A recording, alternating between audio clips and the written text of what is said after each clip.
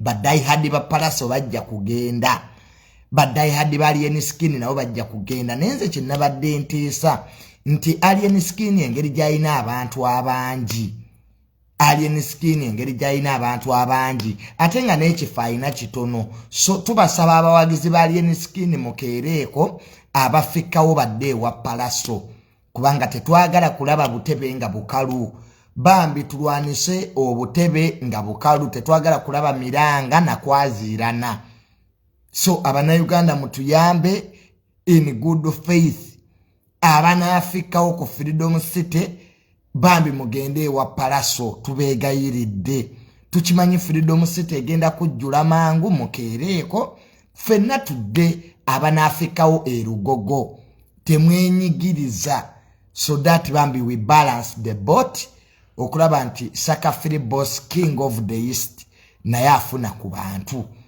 twewale ekyatuuka ku Farida Nakazibwe n'abayimbi abalala abayimbi munnange nga Kristo Panda ebivulu byabasala so tubeere bakisa bambi tubeere bakisa bana Uganda nti alien skin bwajjuza amankwaya agenda soko okujjuza amangu today ewa Pallaso team good music musobola n'okujja ne earphones abawagizi ba alien skin ne mugende wa Pallaso nenga muwuliriza za alien oba Pallaso yandize n'asooka n'ayimba ewa alien nadde ewuwe nakyo kikola nti Pallaso engeri abantu bwe bagenda okujjula leeti wandibadde osookera ku Freedom City n'oyimba osegera n'osika that crowd okusinga okubeera erugogo nga toyina nnyo gw'ogenda kuyimbira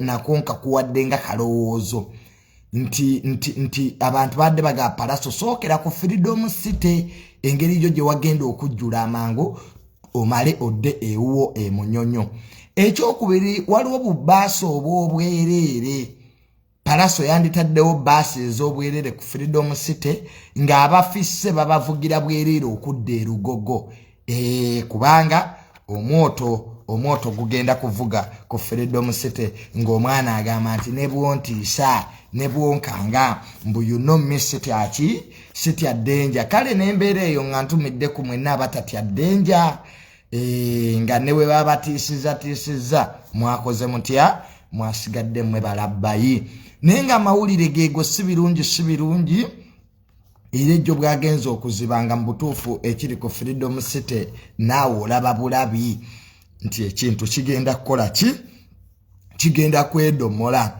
oba musobola okukyusaamu Pallaso gwe nodda ku Freedom City alien skin nadda ku cricket over erugogo engeri cricket over gyeri nti nene musobola okukyusaamu leero Pallaso nokkiriza noga nti bannange kanzire ku Freedom City wafunda alien skin adde wagazi kikuyamba nti ebifaananyi by'amawulire ebinaakubwa tebijja kulaga nnyo nti tewafunye tebijja kulaga nnyo nti ko Abannayuganda abakyakala be bamu teri agenda kuva Masaka teri agenda kuva mu kyalo they are the same people in Kampala be bagenda okulaba ebivulu bino byombi nenge enteekateeka ziwedde ewa Pallaso naye enteekateeka ziwedde buli kimu kiri tayaali nalabyeko mwami Balamu ng'ayogera Balamu nga mugumu nnyo agamba nti tujja kufuna abantu ne banaaba bamuswabe era beebo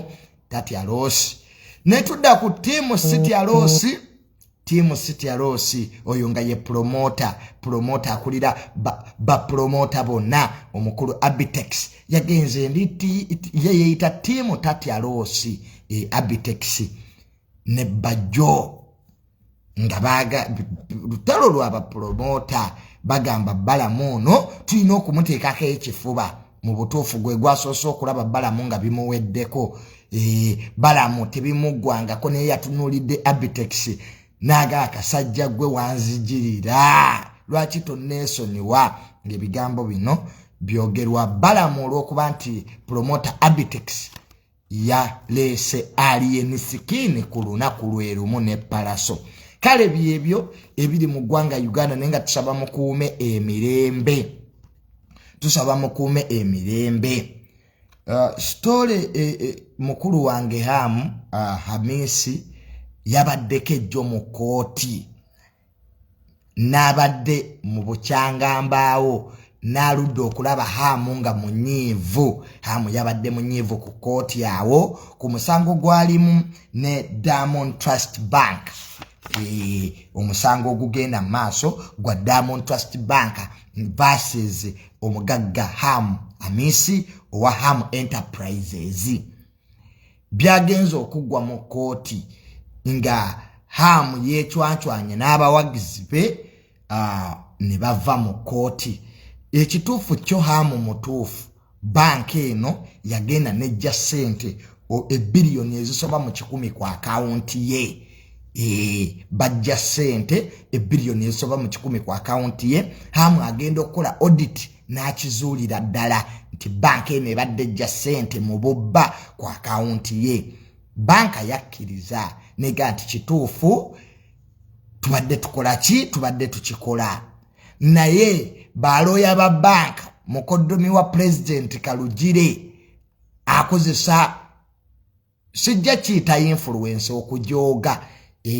Ayagala kujooga kooti Kalugire mukoddomi wa president yenga amateeka agasudde eri agamba oba amateeka oba babba oba bakola ki ye tebimukwata kayina okufutya akamateeka alabe nti banka ewangula omusango. Omulamuzi eyagutuulamu yagamba nti banka eno terina na operating license. Awo ensi we yagwira eddalu. Awo ensi we yakoma okutegeera nti mu ggwanga lyaffe mulimu banka ekola nga terina operating license. Mu 21st century in modern day Uganda nti eriwo banka eyajja wano netandika okukola business nenga no operating license tebayina. Kiba kitegeeza transaction zonna zebadde ekola nfu teziri mu mateeka. Bino byayogerwa omulamuzi. Era omulamuzi oyo yakyusibwa n'akasukibwa essoloti olw'okuba nti mwami Kalugire ne Attorney General ebintu bino omulamuzi byayogera byali tebibasanyudde. Ne baga nti oba terina operating license tegyetaaga ekimenyera ddala amateeka g'eggwanga.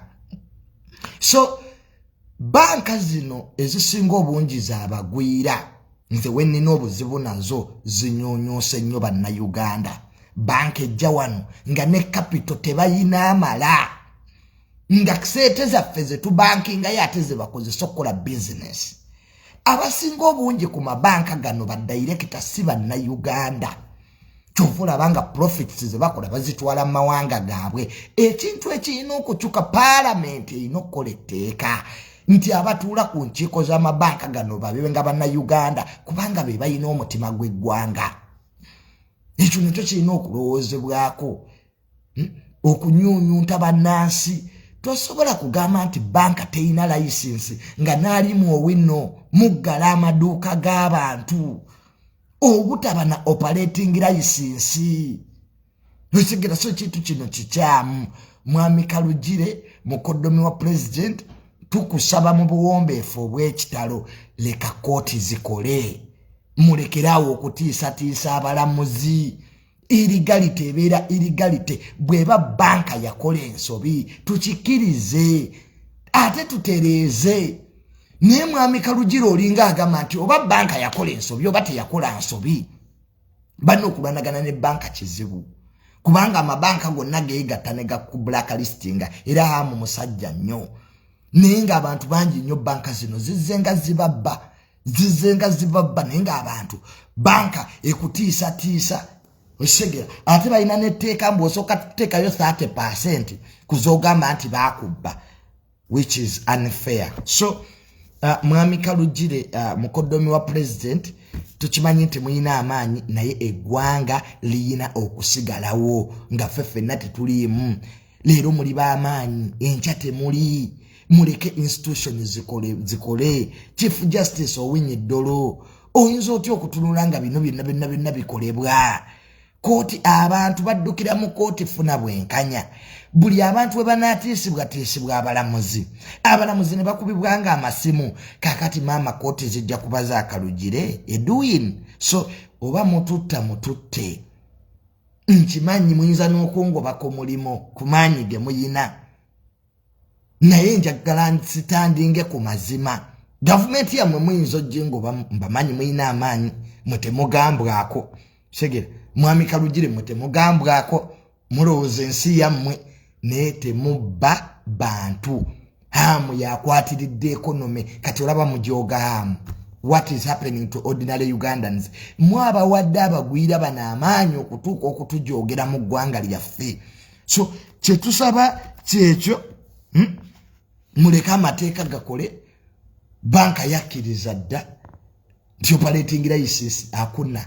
So whatever mwebale ze mwamuwola ne ze mwamubba hamu kyayaga mwebale tebaagala audit kubanga bwajja mu sente ze banka zigwa. So naye nga byebyo gwe musango ogwo hamu mutuufu abasajja baamubba era okuleeta Kalugire kwange yolo farm Diamond Trust gyekozesa mwe muli Kalugire n'Attorney General naye kintu kibi nnyo. So President 7 jajja tehabulwa sina kintu kye nali nkusabye n'otakikola nkusaba oyingire mu musango guno abantu bafune justice. Kooti zifuuse z'amasimu mwami Kalugire najja n'atiisatiisa abalamuzi justice presence road n'olaba omulamuzi ng'atidde banne natunulidde omukyalo oyo omulamuzi ng'olaba bambi atidde naye nze Junior newe munaaba mu ngobye mu gavumenti yammwe njasigala nga njogera mazima. So I might lose my job ku byenjogedde kati era bakama bange ku ministry muyinza okumpita Junior oyogedde byaki tetujja kukkiriza bumenyi bw'amateeka bannange mbeetondera in advance naye nze wenzijja wano mba Junior sibanga mukozi wa gavumenti. Let us separate two things.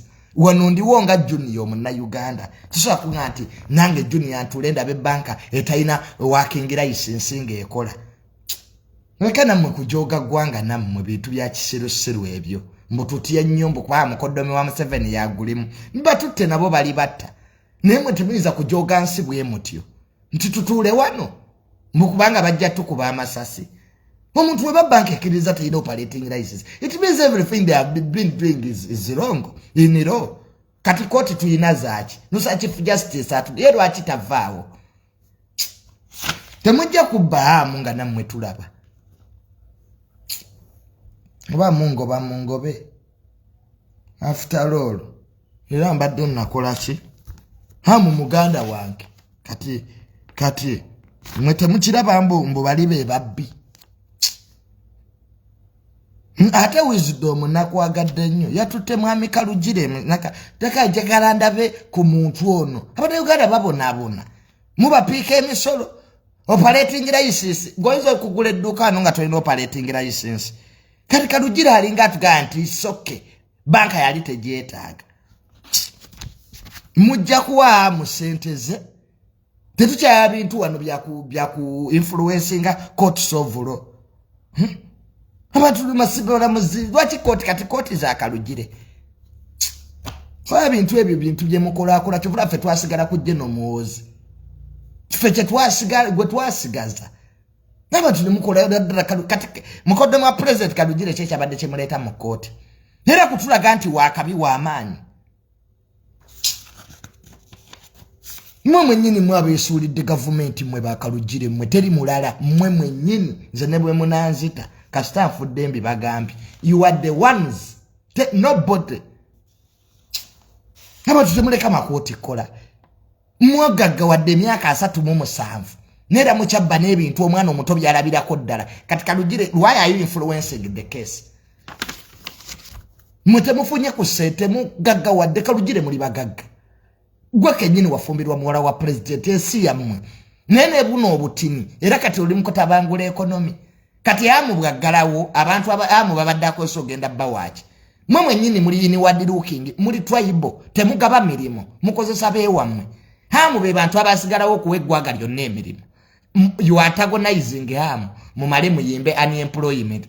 President 7 alina okukitegeera abantu be bennyini be beesuulidde gavumenti be bali mu ttaka be babba amataka be babba ennyanja ez'enguudo mu abazibba ne mutuuka okuba enguudo ebiraka Mwemwe nini government ene era General Moze yaliyo kanajja. Ngalaba government yatatwe bagizanyidde munnyo. Prevail over members of your first family. Leave the road to work. We are all Ugandans. Bakodo ba president abaddako bajja kuba balala. So being a president doesn't mean that ogenda kufuti anka amateeka nga wetuli tutunula. This is our country, by the way. We have a say here. Nange tamala one day I will be a president in God knows when. So no. Mwami Edwin. What we got to the hooligans. But what about people abafuti anka mateka? Those are also low hooligans. Nabo ba hooligans ba mateka. Yes, let us call a spade a spade. Kwa vitu byokututiisa shabagundi b'amaanyi. We cannot run a country like that. Oba banka teina operating license. Simple. Negotiate with the man. Nete mujja kozesa influence yamwe mutiisa abalamuzi. Chief Justice asindike bana abalamuzi bamukolere date wakawe. Ono omulamuzi ono mwamugoba ono. Temwamukyusa nga ayogedde bituufu. Ne mumuze soroti. Ebintu ebyo bye mukola bibi okulaga eggwanga nti mwe temukwatwako sibanya muli b'amaanyi. Kati webalo faamu yammwe mwami Kalugire ye kooti kati tukimayo ki kooti za Kalugire leka kooti tuzite zize ate munefe tuyina obuyinza ne temuyinza kutabangula hamu bwe muti n'ekonomi mugireseewa oluvaawo mbobobo wayini mbu yabalwanisa mwe nnyini mwe abasudde President 7 bantu be iranze nja kuwandiika ekitabo the downfall bebamu be bali mu ttaka katugamenti abagoba abantu mu ttaka mbu bava wa Bob Wine. This is still government. The same government officers are the ones bebali era be batabangula ettaka. Ogenda okwata kuono, ogenda okulaba omukono ogw'amaanyi. Okwata kuono omubbi w'ettaka, okwata omukono olaba omukono ogw'amaanyi. Kati gwanga muli etabangulire. Kalugire mwe etabangulire gwanga lyammwe, government yammwe. Nze dunia nja kusigala wano. Abantu bandina akubuzuka era sina kyenzibye. Nze Kalugire ne bwongoba mu government yammwe. I lose nothing. I'm still a younger man. I will go to the US and study and come back and be a leader. Mwoloza tubafaako. Aminiti yayina bakoddomi be. Tugamba obote teyabayina. Kati Kalugire kiki mukoze obote kyatakola n'amini. You have done the same mistakes. Ugandans are watching. Ugandans are patient. Uganda basigala kwagala President 7 ye kama family yamwe. That's what you don't know. That's what the Kalugires don't know. Ugandans are patient because of President 7. One, we respect him. He's an old man. Two, he fought for this country. That is a fact. Three, President 7 taina buzibu. He listens to everyone alinga genocide. Naye noba naba toba noba zibu nyo. Their problem to the state.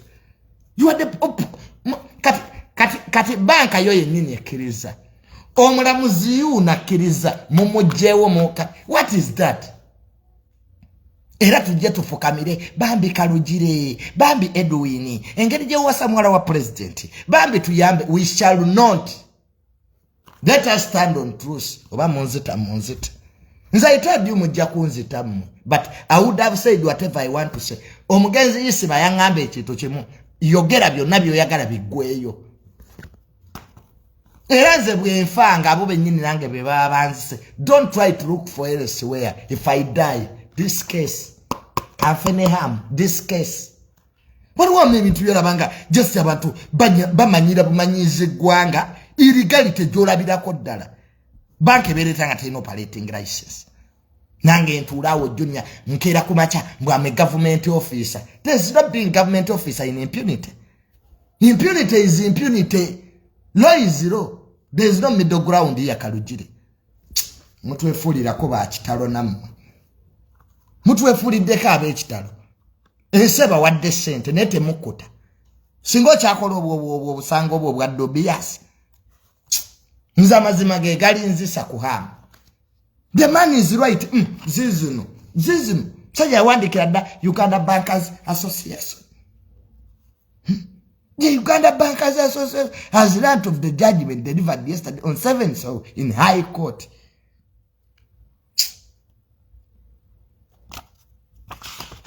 Abantu babona abantu bataddeko emisolo mwete mwagala companies za mwezi we.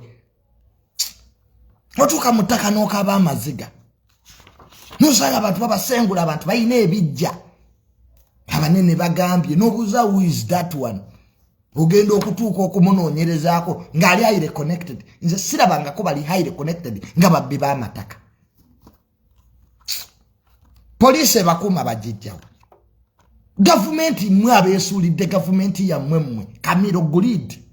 Nosanga Betty Kamya. Gwe twawo okulwanisa obuli bw'enguzi nga ssebo naye akalambidde. Me, I will not go to Mulago. I will call the president. Why don't you retire? Betty Kamya, why don't you retire? Can you be a leader? No, you get a bit of a sirumo to Betty Kamya. Mbuze, neno mwami kama bali. Fe, emotoka tutambulira mu V8 ebinyate tubiwulira kale n'owulira omukazi ono. Nali muntebe ninga look at these people. If you should know the effect of corruption. Betty Kamya, onabera gundi ejaje n'emyaka. Mbaba zitaliiwo. Jamu tamukwata. Nenula bangu omukazi ayogeza arrogance. You should know the abalumwa corruption. Inze bwe nalwala nja kubira president mbwantwale ebweru. You look at this woman. If you are a leader and you cannot offer solutions, what are you doing in leadership? Leadership is offering a solution. Betty Kamya twakuleta. Olwanisa obuli bw'enguzi. Abali b'enguzi we baba bakulemye because I know they are above you. Resign. Don't start speaking nonsense. Gwengo okudalira nsi. Abantu babawadde emisolo. Mwe nyini sente muzibba. Ate mwe nyini mwe abakudalira ensi.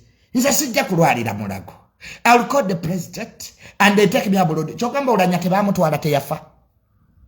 Olanya was taken to Seattle. How many billions of money on a private jet? Didn't he die?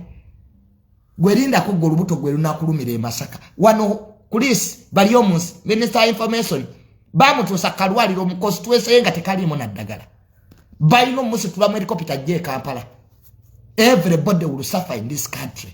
That I promise is about time. Bamini bafuga bajeno bali eri bali mukulya mayirungi. Bajeno bobote gendo olabe nti obuyinza bugwawo. Look for Obote's generals.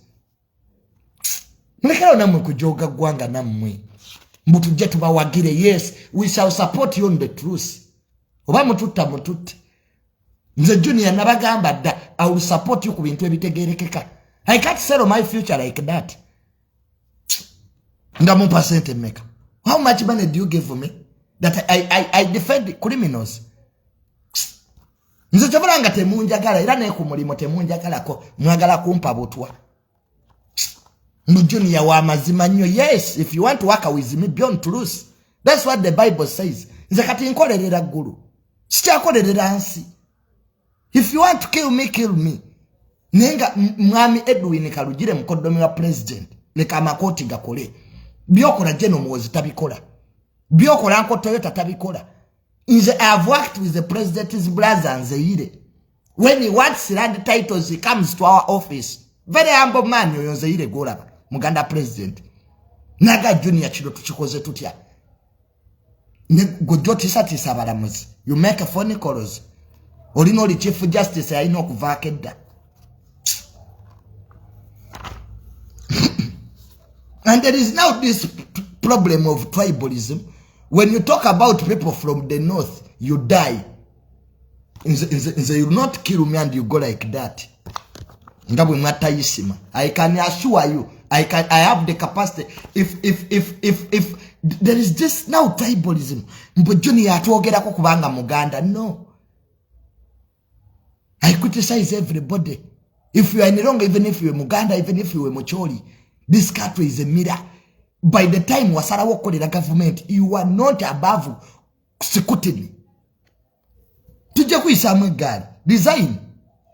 Muli kumisolo ja government, jaba nansi. If you want public life, you can't do public business.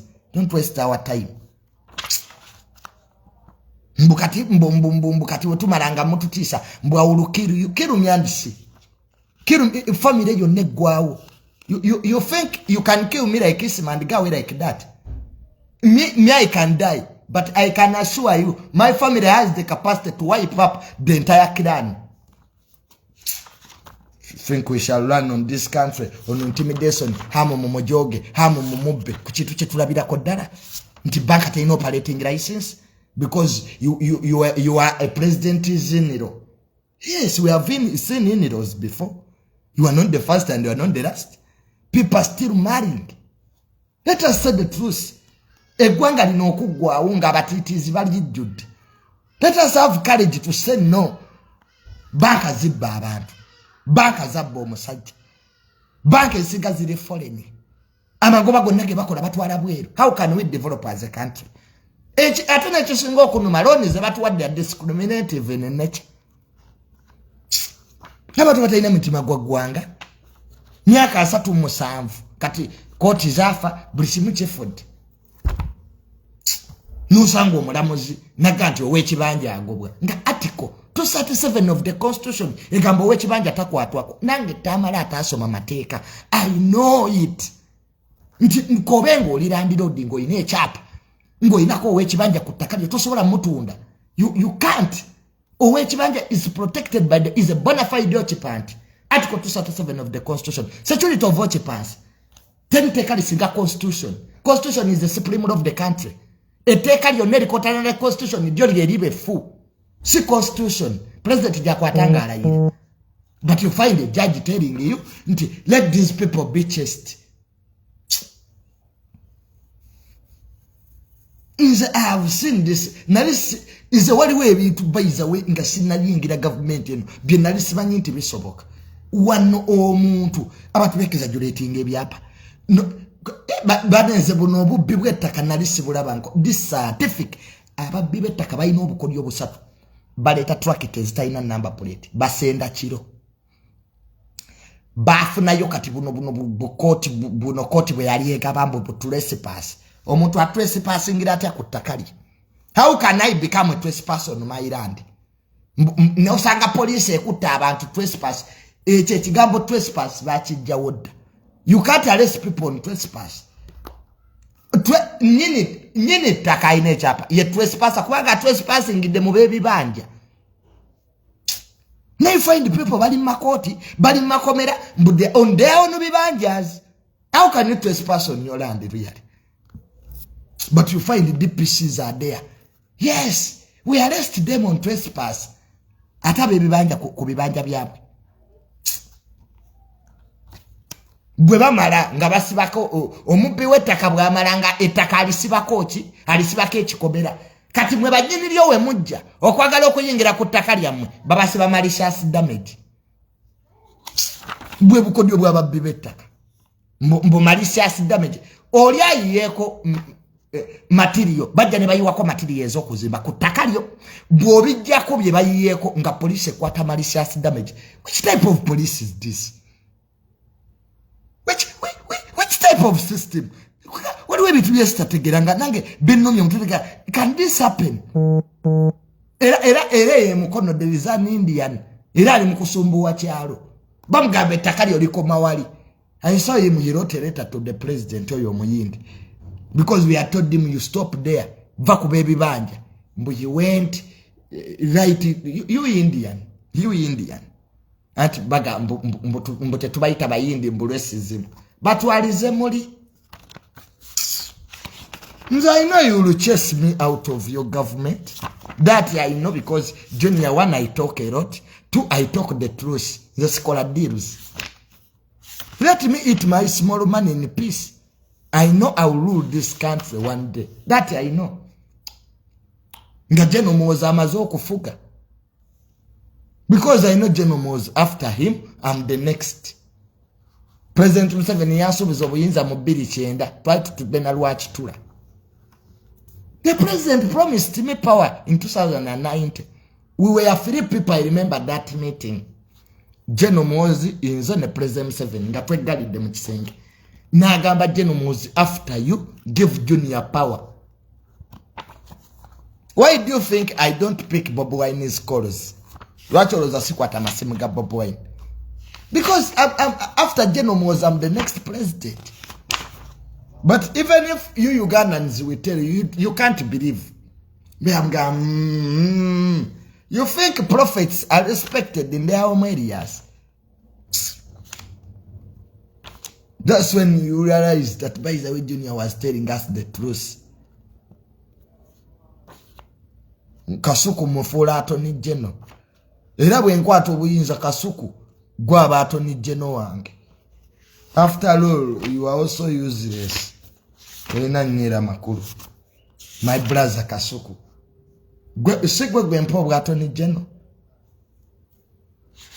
Nosoko. So, according to section 4 of the Financial Act, ebintu bino kambireko ebyamateeka, you know it is illegal. Techiri mateka to court laws when you are not a lawyer.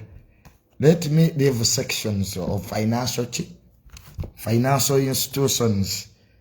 Bagambye batya wano. According to Financial Act 2004 as amended. Bakitegeeza ki? Nabibuuza baganda bange ba lawyer nenga omusango gwa ham bwegutyo bweguli. Bye bitonotono byensobola masagenda into details mujabula. But just the president is in Mwami Kalugire bambireka institutions zikole. We know you are powerful, you have the money, but please allow courts to work. Banka ibate ina operating license nga bajjako obukadde billion 10 ku banka y'omusajja. We should don't take illegalities lightly. Eyo nvuddeyo kati nkomyewo mu byammwe. Yes, Pallaso n'alien skin. Of course, it's the battle is today. Mugule tickets, go and watch. Osegira nenga what I know alien skin agenda kujjuza mangu. Bob Wine yakoze post. Bonanga abendo singa. Yes, Bob Wine is a true leader. Bob Wine ainaba handle abalungi. Pallaso mukwano gwe. Alien skin mwana we kuva mu ghetto. So you balance the boat, Bob Wine. Che yakoze. Wadde Bob Wine ayino lutalo neka milioni. Naye yabadde akainoka mulekeramu. Ate Bob Wine nkwebaza kwa Bob Wine ava ku tweetinga alien skin bwati. Erugogo singa miranga na biwobe. Umanyiro n'oluyimba biwobe. Biwobe. Nenga kubivulu byombi. What I know waliwo obutebe bugenda sigalanga bukalu. Kubivulu Pallaso bw'atakola ebintu bisatu. N'asooka ayimba ku Freedom City wali en skin. N'amala nadda. Ewuwe. Kwa Pallaso asobola okuyimba wali en skin for the start. Ka wagenda kujjula mangu. N'amala nadda ki. Ekyokubiri Pallaso ateekewo obumotoka. Kwe wali en skin abantu bagenda sigala bweru abasinga obungi. Kwa watono. Then Pallaso teka obubasi bwabwerere obunavuga abantu mpaka Lugogo. Ekyokubiri Pallaso kyasobola okyusa ekivulu ekyo n'okizza ku Sunday. Nayo alternative wekyaliwo. N'ogamba abawagizi banne nafunyemu kiddayooli yaawo ne tusinkane ku Sunday. Olunaku luno n'olirekera alien skin. Kwa Pallaso sagala kulaba ng'obutebe bwo bukalu kijja kunno Masaka Philibos King of the East. Nge wannakazi bwe Farida mukazi watu yakanya kulinda ne Bulunoke tiketi yakola Masaka Festival. Kali banna Masaka bali eri abakwata ensenene obakolera kya festival mu kibuga. Farida yalinda sawe wadde omulema. So ketusabe nnyo kiremo okutuuka ku King of the East. Naye nga Pallaso gwe wabisooka abantu Pallaso abantu bakwagala ne bagala kuzzaamu mpisa nti okuba abantu kibi. Omanyi bagamba nti ensi bwe maama wo atakugunjula ensi ekugunjula. Pallaso ensi ekugunjudde. Kuba abantu ebyo henne hawo. Kali sajja aliyo kikubira kyemimwa. Okute munno omukubyagamwa. Omukubyaga-yindo. Oyo omwana alien skin talina luyimba mbululyawo ali ku public sympathy. Sympathy. Abantu bakwatiddwa ennaku bagamba nti ekyalo kugoba ekyalo kunoonya gavumenti yekunoonya. Abantu bensi bantu. Okuto omukubyaga-yindo olwesi kati wafunamu ki butabala mwina ba advisor babi okuba otyo omuntu mu kamera. kati oyo omwana alien skin ayina sympathy nze nasanze n'abawala nga bakikwatibwa ennaku ekyo kyalien bambi kisajja kyattu kiwunya enkwawa kasita abantu batandika okuwa reasons lwaki bakwagala oba omaze nze Junior Uganda nziravu me mbukati temunjagala mwasooka ne mumpalana ne bibalema mbakana ako kantama badde ompaaki basigadde mbu byakoogera tebikwatagana wampulirira wakiba kitegeeza ondaba omanya Bannayuganda beebuzaabuza tebaagala kulaga nti oli wakabi mbawulire eyo aka Junior nako tekalina byekoogera kati oba ompuliriza ki kyategeeza olina gye wampulirira oyinza okwogera ku gw'otamanyi embwa zino na Uganda is society but it's so emotional Uganda bagifugira ku emotions if you want Ugandans to love you be the victim era kati nange noonya nkuba mu kamera temunkwatibwa ekisa naye nze tonzijaamu amannyo tugenda zanya akabadi nga nange Junior bankuba temunyimbire kwa nange akola concert just nzije buzintulawo ku stage tusekemu nange njagala kola concert era kati abayimbi bagira bentyo bakuba gulunedi ne yakola akabadi kamulakira bakuboya abasirikale mbunembu tumukwatibwe sepas gulunedi tuleke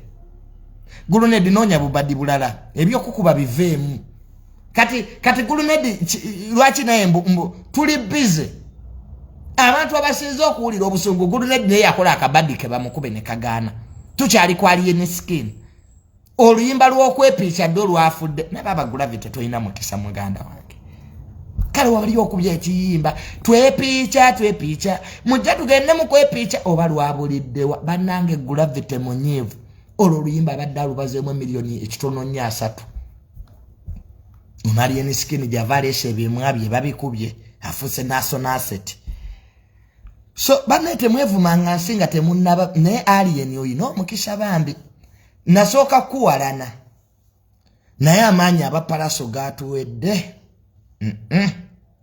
tetwategeera twakuba mu kyamu kale siga Pallaso wakuba mu kibobi yanga evuuka bya nopu biri awo tebirina makulu singa kye wakubamu nandikubye basawuda madada mwani nkubidde kibobi yange ekyo Pallaso kale siga wakuba mu kikeizi ebyo nebivuka biri awo tebirina makulu kikeizi bobi yanga singa teryakunenya newakuba mu kyamu olire ekivulu kya Pallaso wekiyiika ulira obutebe bannange okusigala nga bukalu n'enkuba yiyo ngiraba bannange n'owulira nga festival lwiriyale waliwo emiranga n'okwazirana okulirana nakawaawo jajja Junior emirango ogiraba wandiraba nakawaawo wagenda obutebe muleete butono Pallaso butebe temuleeta bungi kubanga bw'otunulatunulamu n'olabanga engeri alien skin gye yayita mu kibuga Pallaso yayise mu kibuga naye wadde nga teri wadde mulema amuwerekera kyavudde ku ki ekintu kino jajja Junior tukoze tutya bwe ntunula ennyo ndabira ddala nga alien skin ye wakujjuza jajja Junior tubuulire olwo nno tuli mu ssabo kati jajja Junior tubuulire emirango ogiraba wangiraba kumpi n'ennakawaawo mu luguudo awo ng'oweta ku Forest Mall we wagenda okuba emiranga ng'obutebe bwetaaga okuleetaleetiko naye nga byebyo Abannayuganda bantu bankwe naddala nga baagala okuzzaamu empisa oleme kuddamu kuba banno omulundi ogwokubiri Pallaso woli waba akunyiizizza at least genda onwe kaziire weebake naye waliwo oluyimba baleeta tears of joy lwe luyimba oluyinza okuvuga awo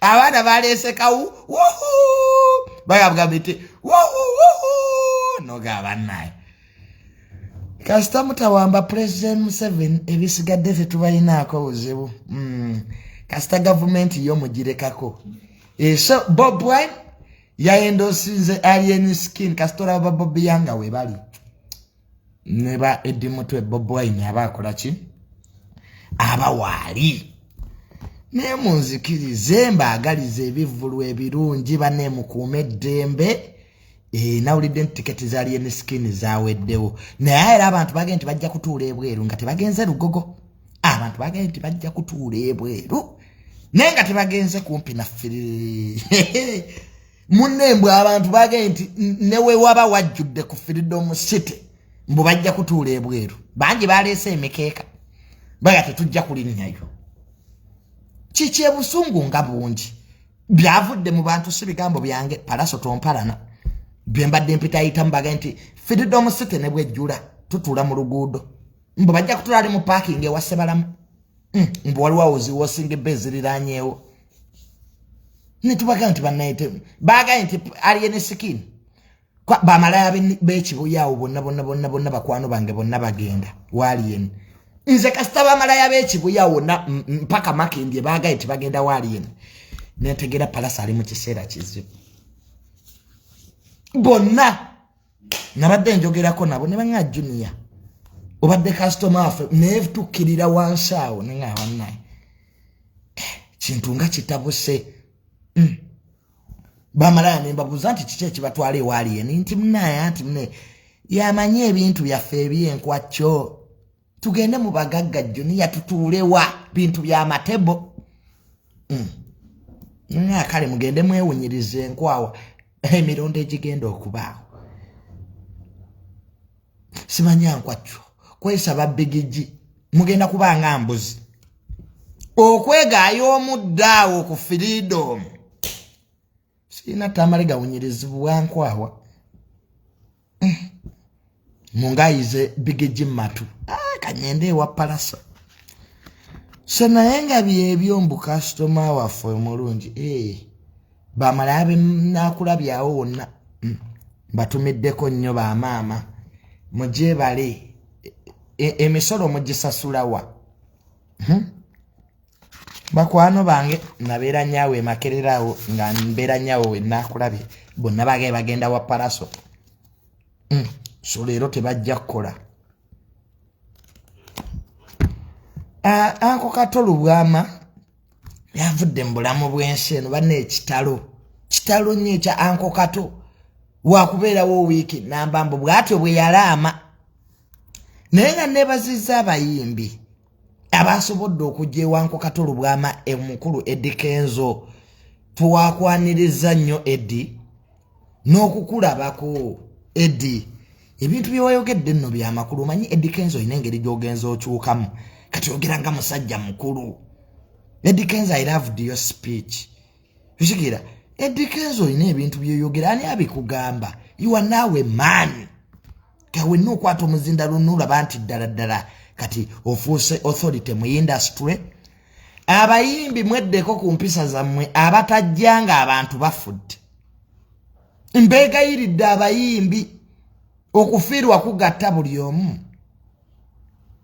ne mama mulindanga tubakubira nduulu so abayimbi mbebaza for the first time mwabaddewo ewa anko katolo bwama bannakatemba nabalabyeko bannabyabufuzi mwebale kutwala ebyobufuzi ku maziika naye nze ewaffe teri ajja bireetayo teri muntu agenda kuleeta byabufuzi ku maziika ewaffe jangu oyogere ku mugenzi ne mulandaga nnyo omuntu afudde bwoyogerera ku nguudo bebekulu yabadde mutuufu ebintu ebimu tebyetaagisa omuntu oyisaawo akalango nti ogenda kwesimbawo ng'oli amaze ate okufa banne mu speech nze omanyi kyovala saagala kwogera ng'omuntu afudde oyinza okwogera ebiyitira abamu ku mmwe mulimba omuntu ng'afudde abantu we basinga okulimba omugenzi yaŋŋamba kino mutwalize muli bajjo yayogedde ebirimu amagezi bajjo yabagambye nti wano katulu bw'amabadde embeera si nnungi ng'ababaka abamu mu mudduka bajjo nno nakwagadde ate bajjo nkwagala lwakwogera mazima bajjo namwagadde nnyo yabayisizaako obuswanyi naye anko Katolo mwama abadde wano ng'embeera yesino nga bamudduka ababaka abamu naye kati baleese obusuuti bwabwe nze mbadde mukwano gwamuge mutwalize muli abannayuganda enkwezi bajjudde wano omuntu ayambye Katolo bwamayeona lebonsereko sijja abadde asiba musajja wattu n'oyo bajjo be babadde bamuyamba kati amaze okufa muleeta obusuuti bwammwe mutandika okuleeta ebyobufuzi babekulu yabadde mutuufu waliwo speech eziteetaagisa nze tesijja bikkirizaayo nze nfe muleeta ebyo talk about omugenzi otambula ogende mwogera ebiyitira abamu mwogera ebitasaana muli ku bakampaane nekasuku oyo abadde mukwano nnyo gwa Katolo Bwama ninga manya ababaka Katolo Bwama babadde bamusala ekikuubo nga bamusala ekikuubo ne beekweka ng'akyali mulamu Mubogo omutima muli gujjawo gwobutasima bantu nga balamu so nange ebisigadde byagenze bulungi anko Misa akisemakula ekyokubiri era kye nalabyewo ekitali kituufu mmwe abantu bonna nga muzze mu kufiirwa ebya VIP bikoma wammwe ebya VIP ekikya kikuleeta n'abantu abiri ku maziika ku kufiirwa kw'abantu ne mujja ne musindika abantu nalabyeko nga musindika ono yani oyo presenter bambi Jacob omutuuze nina ne bouncer eyanzijako entebe mbwe entebe z'abalondemu waliwo kibouncer simanya uba security company eyakuumi kisiru tekitegeera tekirina magezi nakitunuulira n'ekigaa n'ekivubuka gw'otegeera kukufiirwa waliwo VIP buli omu azze aba muntu wa buvunaanyizibwa neno osanga entebe bano bazigaanidde sibanya bano baziterekedde gudi mukufiirwa batereka entebe mutugjeeko obutategeera bwammwe bantu mmwe ozze mu VIP weyita wa kitalo nnyo mukufiirwa tojja n'ebiikanyama byebyo biwunya enkwawa mulinga n'ettooyi ne mubalako abantu abatudde emirembe bw'otayogera tufiirwa ki omugenzi wabadde mulwadde bambi Jacob omutuuze bamusindise I felt so bad ababawunsa ba Pallaso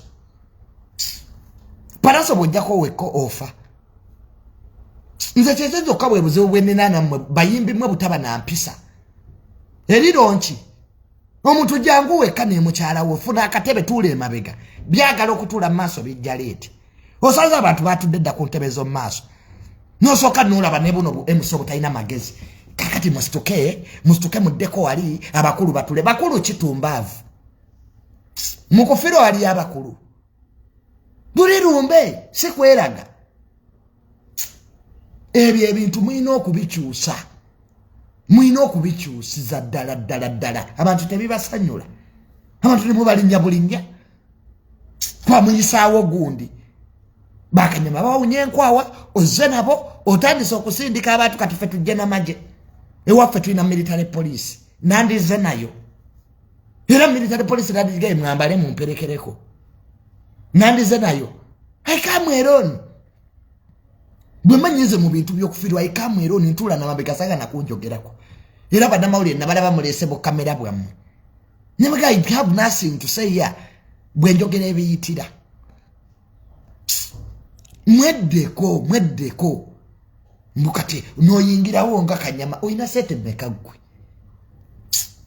mbo bakuyimiridde mabega oli president oba oli minister era ababaka mbeebaza abaka batalaba mwazze mweka naye abayimbi mweddeko toddamu kuleeta biikanyama bwe bituwunyirira enkwawa mujja musengula abantu bwe bantu batudde dda osanze emmisa egenda mu maaso era oyagala otule mu maaso otulako emabega ofa bw'osanga nga emmisa egenda mu maaso togendanga mu maaso batuula mabega abafaza bedda baali bakambwe naye ennaku zo si kyamanyi faza gaddayo n'oswala bw'oba oyagala kutuula mu maaso jangu mangu don't disturb people who are already seated mwe mujja kukola ku mawulire na kutambula kugenda ab'ekyalo si be basigalawo n'omufu so ebintu ebyo ewaffe tebijja kubaayo nabirabye ninga ekintu tekisoboka